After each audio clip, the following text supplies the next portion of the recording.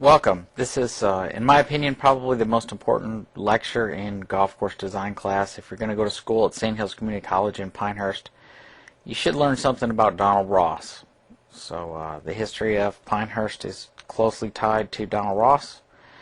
And here's a picture of the 1999 Open at Pinehurst number 2, which we will talk about quite a bit in the second section of this lecture. Donald Ross was born in Scotland, in Dornoch, the home of Royal Dornoch, a golf course done by old Tom Morris. Lillian was his mother, who also he named his daughter after, and then Murdo Ross was his father, pretty much a blue-collar, heavy-drinking, old-fashioned Scottish man.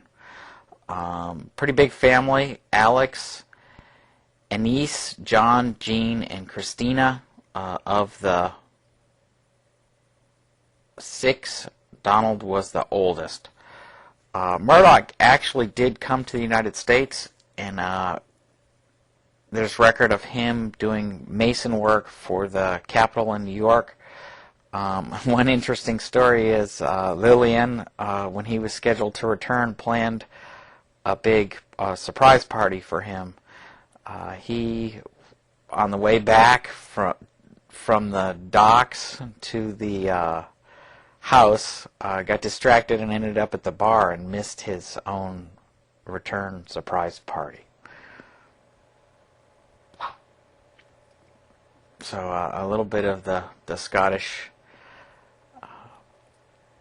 ale there. This is the house that Donald Ross grew up in. Eventually I'll show you another picture where he added to it, but his mother, Lillian, lived in this house. She refused to come to the United States, and I don't know how much that has to do with the history or chasing after his father has to do with him wanting to come to the United States. That is only speculation. That was Dornoch Cottage. It's still there on Gilbert Street, 1 block from the Dornoch Cathedral and a half a mile from the Royal Dornoch Links. His mother was a devout member of the Presbyterian Church, very religious, and very devoted to her family. And there's a picture. Lillian passed away a few years ago, but she was in Pinehurst for quite some time, grew up in Pinehurst. Her mother passed away, and when she did, Donald came back to Dornoch and for the funeral, and also brought some of my friends over here then that we'll talk about in a little bit. So at the age of 14, Donald left school and took up as a carpenter's apprentice. That wasn't uncommon at the time. It's written that he was sent to St. Andrews to learn club making. There's not really much record of him being there, but it does make sense at the time. David Forgan would have been a woodworking club maker there at the time, and old Tom would have worked with him. So Ross definitely didn't meet these people. How much apprenticing he did there is just speculation. A lot of the information about Donald Ross is muddled because upon his death, all his papers were burned. So there's not a lot of information. The information we have was scattered around and brought to the Tufts Archives. But the Tufts Archives is a great place for you to go look around, learn. There's all kinds of great history there. And for this week, we're not going to have a assignment where you have to do a written assignment or any sort of other assignment. What I would like you to do this week is either go play golf on a Donald Ross golf course or go to the Tufts Archives or do something that allows you to kind of get in touch with Donald Ross and some of the design principles that we're going to talk about this week. So when he came back from St. Andrews, he became a greenkeeper and did this job for 7 years. So pretty important. Ross had a pretty good understanding of turfgrass management, and he even wrote in his book, On His Hands and Knees, he learned turfgrass management. So turf management is going to be a huge part of why his designs are as good as they are. So here's the house. After Donald was successful, he sent money back to his parents, and they added a second story to the house. So we can go back and forth. That's the house that he grew up in. That's the house as it stands today in Dornoch. So not a ton of difference other than the money that he sent to have a new roof put on, a second story put on the house. Here's the club, Royal Dornoch. Same latitude as Juneau, Alaska. Beautiful, beautiful place. Very windswept. Long days in the summer. Short days in the winter. This is the clubhouse. Very interesting clubhouse because you can be, the caddies will sit in there and talk like caddies do, and they could be sitting next to a lord or a duke from England, and then a couple of college professors. This college professor here is Ian Butcher. He's a professor at Elmwood College, which is in St. Andrews. When we were there recently, you can see there was new sod was put here. This is the first tee back here, and players hit their ball in this direction. And the starter had said there used to be a brick wall along here, but it was getting too dangerous for the players. There were too many Americans that couldn't hit it over that wall, so they had to put sod in there to protect the clubhouse, the starter, and the other players. So that was a little dig on the Americans aimed at me when I was there. This is Bobby McKay and Ian. This is after the third hole. This is where the greenkeepers stop after they've done the first 3 holes, and they can kind of judge how far ahead of play they need to be, and have their cigarette break. I guess that's unfortunately a part of the industry both in Scotland and the United States, but it's a beautiful spot to sit and look over the sea and just contemplate life. So, one of the things when Donald Ross is a greenkeeper at Old Dornoch, a Harvard astronomy professor named Robert Wilson says, "Hey, why don't you come to Boston?" And miraculously, he does. I suspect part of his father having been to the United States and him wanting to search that out, but Donald Ross decides to come to Boston. So he spends his last penny to get to Boston and shows up at Robert Wilson's door in Boston in the winter. So it was a difficult first winter for him. There's not going to be a lot of lessons in the winter at this time. So you can imagine what a huge leap of faith that was to get on. It wasn't just get on an airplane and flying over the United States. This was getting in a cart and getting to London, and then getting on a ship and taking the ship to the United States, and then getting from New York to Boston. Just an amazingly long journey to start a new life. There's a picture of Ross at about the time he came over. He's not different in age from many of you in the class. So what would you think about picking everything up and going to a foreign land, say Africa, Singapore, China, somewhere where golf is booming, to make a life for yourself? That's one thing the USGA, Chris Hartwiger said, if you want to be a superintendent quick, go to China. So he said that's where the growth is, and you could start picking rocks and end up being the superintendent really quick. And that's probably true. But how many people are like Donald Ross, willing to actually pick up and do that? If you want to, I'm sure we can find you an internship in Singapore or China. So here, this is the Gloucester Monument to the men who went across the sea, and I'm sure that was a rough voyage also, coming from Scotland to Massachusetts.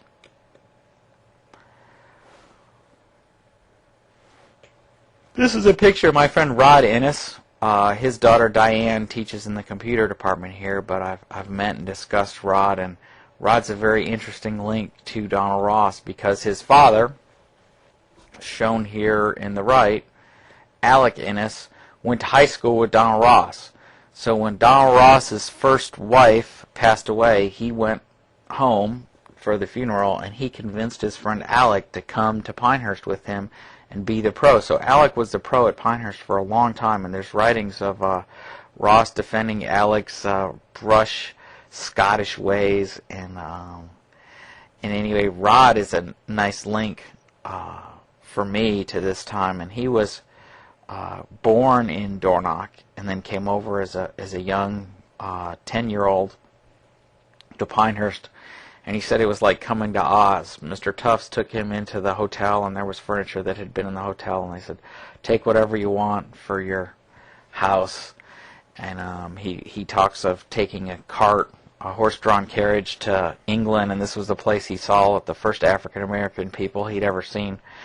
And here, this is John Sutherland, and he was the man that ran the Dornoch Club. So these old Scotsmen, quite a few of them came to the United States to make their fortune, and Diane Innes is here because her great-grandfather decided to come with Donald Ross and start a new life. And that was a little more security than Ross even had, going somewhere he didn't know where he was going. Well, Ross soon learned he couldn't do a lot of work in Massachusetts at Oakley Country Club in the winter, so James Walker Tufts, who made his money from the American Soda Fountain, and there's one of the original soda fountains at the Tufts Archives, convinced Donald Ross to come to Pinehurst in the winter. There's actually a receipt of Tufts paying 50 cents for Donald to stay at the Holly Inn. Tufts in 1895 bought 5,000 acres, cut down the timber to form, it was going to be formed what the locals called Tuftstown. This was going to be a place for consumptives, people with tuberculosis, but eventually they found realized that was a catchy disease, and then they said no consumptives. But Tufts convinced Donald Ross to come winter in Pinehurst right at the turn of the century. Here's the Holly Inn. Just recently, Club Corps spent $5 million to renovate this building. It's one of the few 4-star restaurants in the area, and a nice link back to the original history of Pinehurst. Grandson of James Walker, Richard Tufts, becomes pretty big in the USJ. He was the USJ president from 1956 to 1958. He was the president of Pinehurst from 1935 to 1962, and he authored an excellent little green book, actually the book that the text from this class, the original 4 clubs, came out of. So Richard was instrumental in preserving Pinehurst, and then also, unfortunately, in selling it to Club Corps. No, not to Club Corps, selling it to Diamond Head. Diamond Head is the Japanese corporation that owned Pinehurst in the 70s and cut up all the lots and kind of made it a profit center and promised the members the world. And it took Club Corps and Mr. Deadman to come in and really rebuild the reputation of Pinehurst and get the U.S. Opens here. So we'll talk about that a little bit in the second section. Donald Ross's life, he did the summer at Oakley and Essex Country Club and wintered in Pinehurst. The first course that was here was not done by Dr. Donald Ross. It was done by Dr. Leroy Culver, and Donald Ross redid that, and that became number 1. Number 2 was done in 1907. Number 3 in 1919, number 4 also in 19, and then from 1912 to 1948, he was America's best-known architect and tinkered with the number 2 course.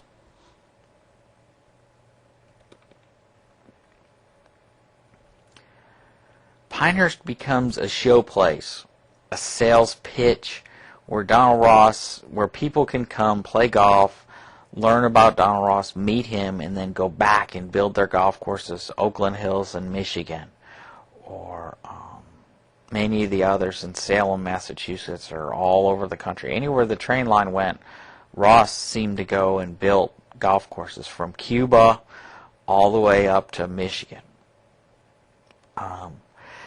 he was making $30,000 a year when the entire purse for the PGA was $1,000. So he was making a lot more than any of the golf pros. He was a celebrity. He even had his own ads. Here's an ad for the new Donald Ross designed Bristol Woods. Come stay at the famous resort. 8 days of golf, all expenses for $110. So that's a pretty good deal. I could use a little bit of that. And there's Lillian out there putting on the sand greens.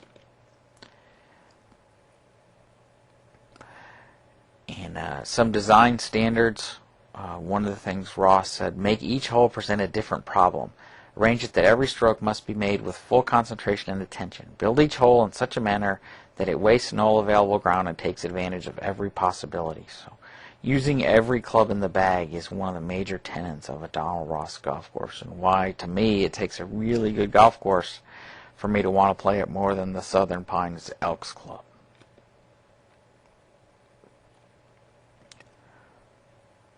Ross and Associates had an office in Rhode Island.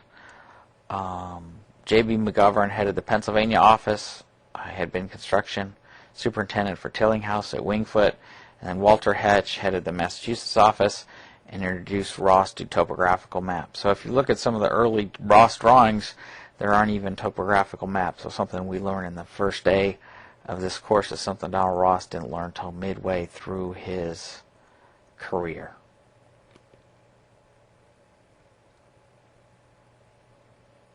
Ross is credited with 600 courses.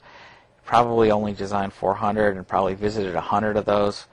But in 1925, 3,000 men were employed in the construction of his courses.